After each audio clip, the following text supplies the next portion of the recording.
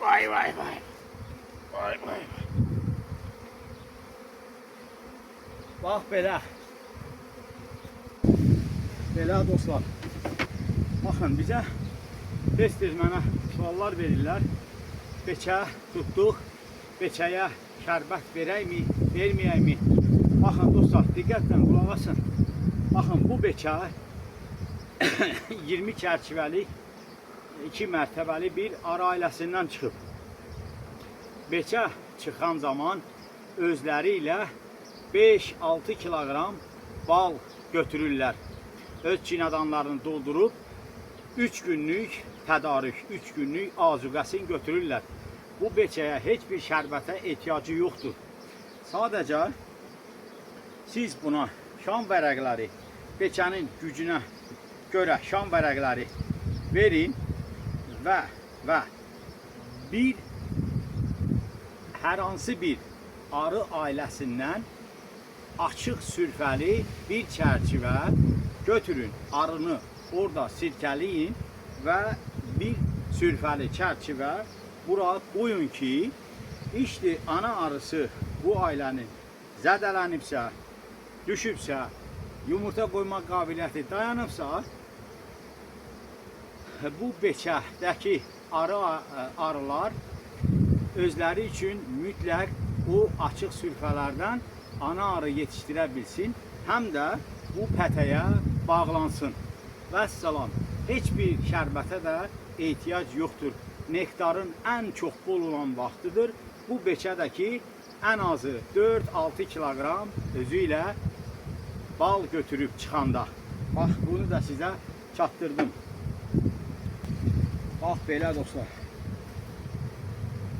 Çünki baxın bu arılarda hətta çiçək tozları ayaqlarında bunlar çıxır.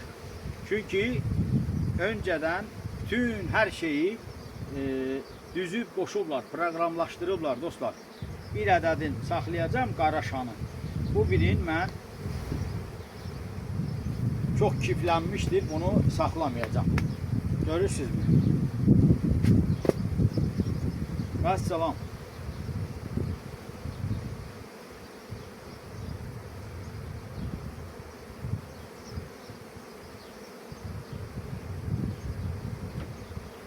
Yaxşı, başa düşdüm, yaxşı.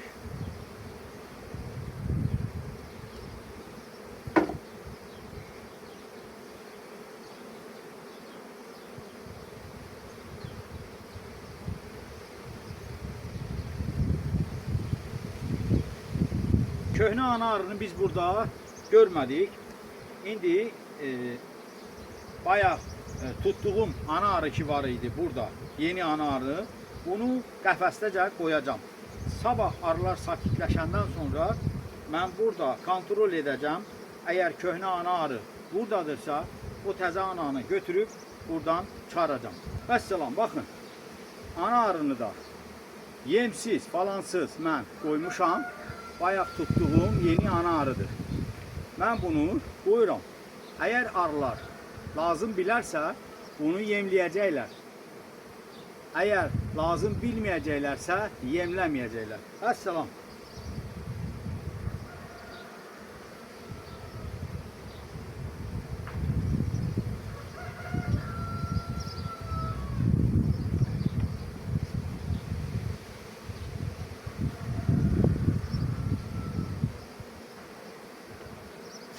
İndi doluşun. Tez olun, tez olun, tez olun.